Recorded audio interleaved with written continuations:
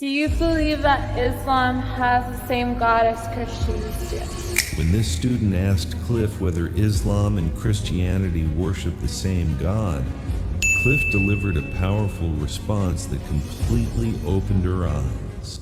No, Why?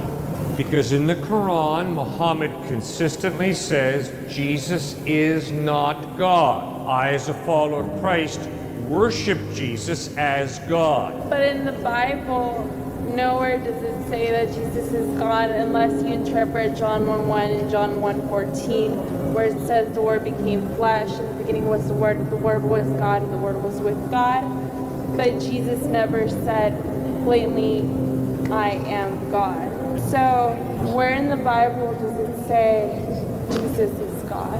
John 8:58, Jesus says, before Abraham was born, I am. The Jews did not call God G-O-D. They called him Yahweh, Jehovah, which is the Hebrew verb to be. I am who I am. Very deliberately in John 8:58, Jesus says, before Abraham was born, I am. No misunderstanding among the Jews. They understand it as the sin of blasphemy.